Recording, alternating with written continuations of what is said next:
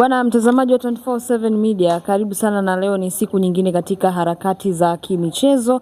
Tumefika kwa mchambuzi wa mambo ya michezo hapa Nasir Alfan kwenda kupiga naye story 2-3 kwa yale ambayo yameweza kujiri katika siku hizi hapa hivi katikati. Mambo mengi sana yameweza kuibuka. Tupo hapa kuja kuchukua maoni yake kwa kile ambacho kinaendelea, hasa kwa upande wa Wekundu wa Msimbazi, lakini pia kwa upande wa mechi inayofuata hapo kwa upande wa Young Africans pamoja na Simba wenyewe. Habari yako?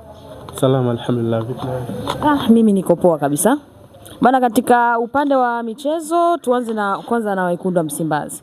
Siku ya jana mashabiki wa Wekundu wa Msimbazi, baadhi yao waliweza kuitisha press na kuweza kuzungumza kuhusiana na migogoro ambayo inaendelea katika klabu yao. Na swala kubwa ambalo waliweza kuzungumzia ni kwa upande wa uwekezaji. Upande wa uwekezaji Mo, lakini pia wenyewe wakaamua kuchagua upande kwamba bwana Mangungu apepewe, Mo aondoke. Hii kwa upande wako kwanza, kwa ujumla tunaanza Simba ana alama 1 klabu bingwa, lakini pia tukirudi katika upande wa ligi kuu bado pia hana muendelezo mzuri baada ya kufungwa mchezo mmoja na kutoka sare mchezo mwingine. Hizi zote ambazo zinaendelea hapa katika hizi harakati zote na migogoro yote ya Simba, kwa upande wako hichi ambacho wamezungumza jana baadhi ya mashabiki, unaona ni sahihi? Kwa upeo wao inawezekana ikawa ni sahihi, lakini kwa muktadha wa kuirudisha Simba tena imara inawezekana isiwe sahihi. Kwa wanavyoongea mashabiki wa Simba ni kama hawajui nini ambacho wanakitaka.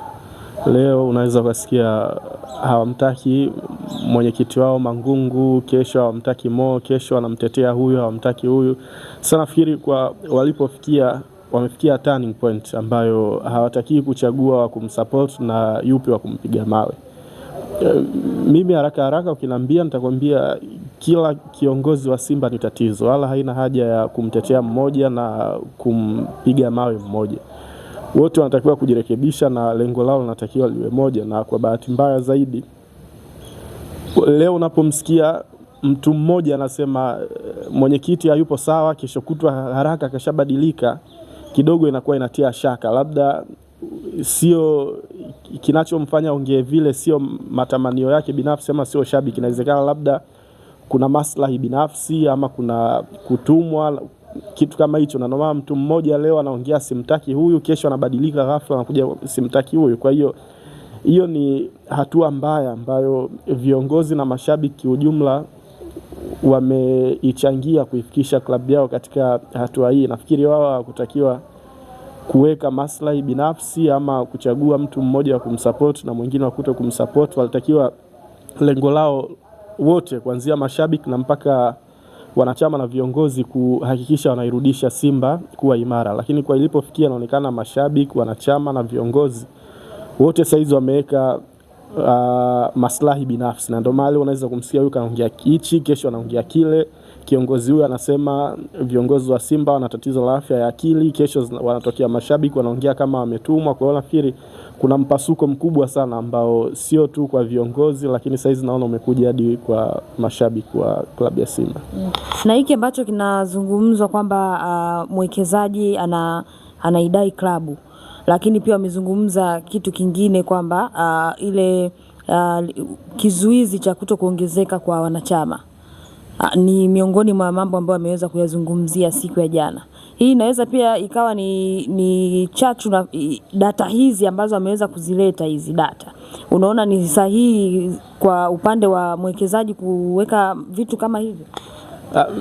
Mimi siwezi kuingia kiundani zaidi, yao ni mambo yao viongozi wa club na wanachama ambao kuna mkutano wao mkuu ambao waliajadili. Nafikiri kuna transformation ambayo haijakamilika, kuna thamani ambayo walipiga, na ndio maana mpaka kuna kipindi Mo walithaminisha kwamba 49% zina thamani kama bilioni 20, kwa ilitakiwa iwekwe hiyo pesa na anasema ishawekwa. Kwa kuna vitu ambavyo havijakamilika kwenye transformation ambavyo kwa mujibu wa hicho kikao chao kikuu alichokaa ni kwamba walikuwa hawawezi kusajili wanachama wapya mpaka kuna baadhi ya vitu vikamilike. Kwa hivyo vitu havijakamilika, kwa hauwezi tena yani ukakiuka kile kitu ambacho mlishakiplan, kitu ambacho mlishakianzisha. Kwa nafikiri la wanachama wapya alipo hivyo, lakini issue ya Mo kuidai Simba sijajua yeye na upande wa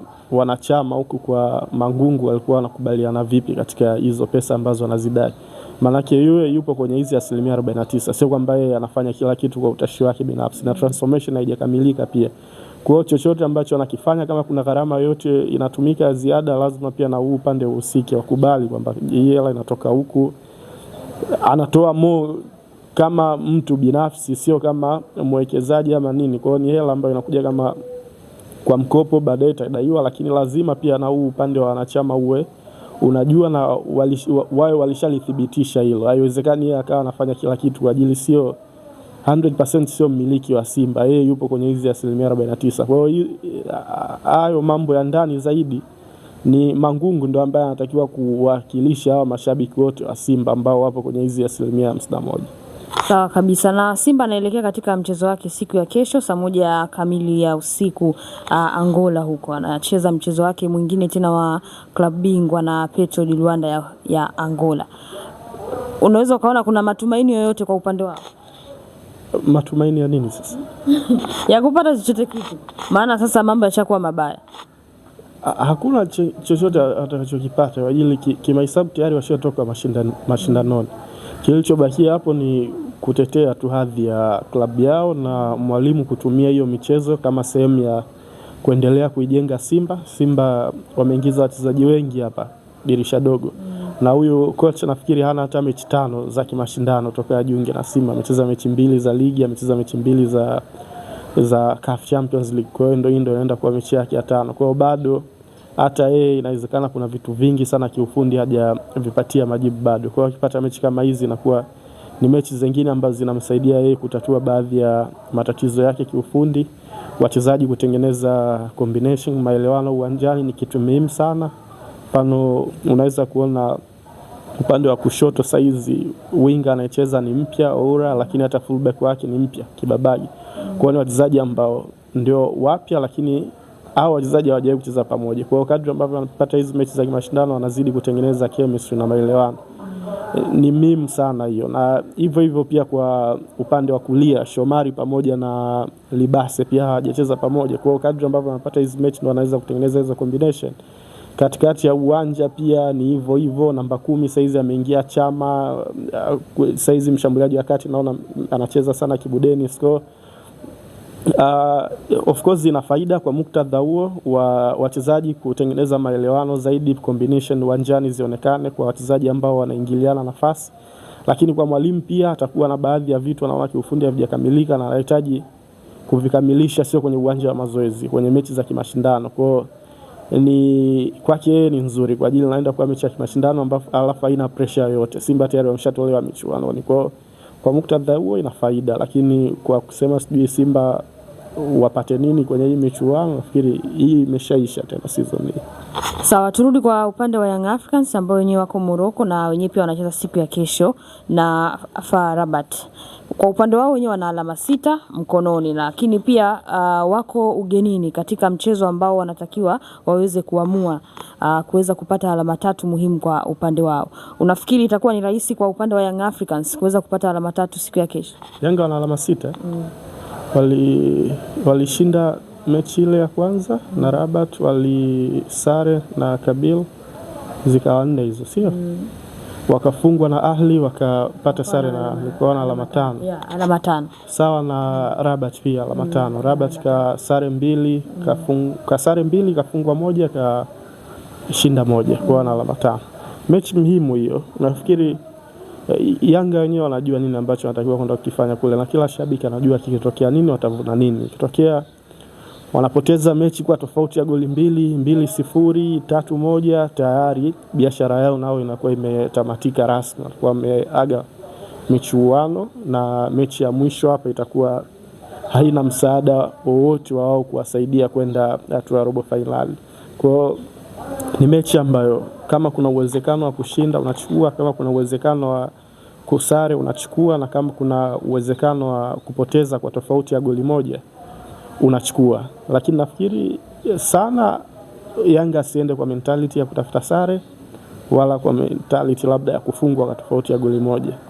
Inawezekana akaenda kwa kumheshimu mpinzani, lakini wakati huo huo pia afikirie namna gani ambavyo anaweza akafunga goli. Ni muhimu sana hiyo kwa ajili Rabat hiyo mechi ndio ipo kwenye pressure kwake. Mechi ya kwanza Yanga alishinda 1-0. Kwa away goal advantage ni matokeo mazuri kwa Yanga. Kwa ajili mechi ya kwanza hapa Rabat hakupata goli la ugenini. Kwa hiyo hana hiyo advantage. Yeye atakuwa anataka walau kushinda hiyo mechi 2-0 ili biashara hiyo imeishia pale pale Morocco. Hatataka kwenda Misri kucheza na Al Ahly alafu hajajua hatima yake inakuwaje. Ikitokea labda anashinda 1-0, mechi ya mwisho Rabat ataenda kucheza na Ahli Misri, alafu Yanga atacheza na Kabel Zanzibar. Unaona kazi ilivyokuwa ngumu kwake. Yanga anaweza akasema yeye anamudu JS Kabylie Zanzibar. Vipi Rabat akienda kule Ahli? Licha kwamba Ahli watakuwa washafuzu, lakini Ahli hata wakifuzu akiamua kupumzisha wachezaji bado mziki wake ni mkubwa kwa timu nyingi sana barani Afrika. Kwa hiyo Rabat atakuwa na hiyo pressure ya kutaka kufunga walau magoli mawili ili biashara hiyo imeishia pale. Sasa hiyo ni pressure ambayo sio nzuri kwa kwenye mpira. Wewe Yanga unaenda pale huna pressure yote, hakuna mashabiki hapo. Mwenyeji ndo ambaye anahitaji magoli zaidi yako wewe, kwa hiyo unaweza ukatumia hiyo kama advantage kwako. Mwache kushambulie time ambayo ataonyesha kupanic, hata kuwa ameweka mstari wake wa ulinzi vizuri, unaweza ukatengeneza counter attack yoyote ukapata goli. Na tukia fair tu, lini Yanga wamepoteza mechi kwa tofauti ya goli 2? Nafikiri hata kwa season hii imetokea mara moja dhidi ya Ahli, lakini hajapata matokeo ya kupoteza kwa tofauti ya goli 2 muda mrefu sana. Na hata ukirudi kwa last season pia hata akipoteza ni moja, lakini kwa tofauti ya goli 2 kidogo sio kitu ambacho kinatokea mara kwa mara. Kwa hiyo Yanga waende kwa mentality na wao ya kupata goli. Ikitokea wamepata goli moja tu kwenye hiyo mechi tayari mzigo utakuwa mzito kwa Rabat. Kwa ajili watalazimika kupata magoli 3 zaidi. 2-1 bado advantage ipo kwa Young Africans. Kwa nafikiri Yanga licha kwamba waende wakatoa heshima kweli, lakini waende na matamanio ya kupata goli. Wakilipata tu goli moja tayari Rabat watakuwa wameingia kwenye mtihani mgumu, kwa ajili hata 2-1 bado itakuwa ina play advantage kwa Young Africans. Sawa, lakini bana kuna watu wanazungumza wanasema kwa kuwa ni Morocco na Morocco amekosa kombe la AFCON, inaweza ikawa ni kazi sana kwa upande wa Yanga. Sasa kama amekosa ndo Rabat afanye nini sasa kama Yanga? Unajua tena wenzetu kule mambo fulani kwenye referees na nini, inaweza ikawa ngumu. Of course inaweza ikawa ngumu, ndo mpira wa Kiafrika ulivyo. Lazima ujipange vizuri uwanjani na nje ya uwanja. Msimu huu pia Yanga ameshanufaika na waamuzi mara nyingi tu. Na nafikiri kama kwa mfano ile mechi na Silver Strikers, wakati Yanga na uongozi wa goli moja, Silver alipata goli halali kabisa, lakini muamuzi akakataa. Na hata hao dhidi ya wa Rabat wapi kule Amani, si Rabat walipata goli, muamuzi akataa, akaweka offside na alikuwa offside. Kwa ni vitu ambavyo Afrika vipo sana, lakini nafikiri na Yanga nao wameshaimaster hiyo michezo ya nje ya uwanja, na ndio maana msimu huu tu waamuzi wameplay advantage kwao mara 2 kwenye michuano hii ya season hii. Kwa hiyo wanajua pia wakienda huko nini wafanye ili yasije yakatokea hayo ambayo mara nyingi Afrika yamekuwa yanatokea. Kwa hiyo kweli Afrika ni vitu ambavyo vinatokea, lakini kama unataka kufanya vizuri kwenye michuano ya Afrika lazima pia ujue na namna gani ya kukabiliana na hizo figisu za nje ya uwanja. Sawa, asante sana kwa muda wako. Shukrani. Bwana, tumemalizana hapa na Nasir Alfan katika interview yetu. Tumeweza kupitia 2-3 kwa upande wa Wekundu wa Msimbazi, lakini pia tumerudi na kwa upande huku wa Young Africans kwa mchezo wa siku ya kesho. Nikukumbushe tu siku ya kesho michezo miwili itakwenda kupigwa ya klabu bingwa barani Afrika, ikiwemo wa Simba ambao itakuwa ni saa 1 kamili, lakini Yanga atacheza saa 4 kamili ya usiku dhidi ya FAR Rabat, na Simba atacheza na Petro di Luanda. Hii ni 24/7 Media na mimi ni Mia Host, nilikuwa na Nasir Alfan. Asante sana.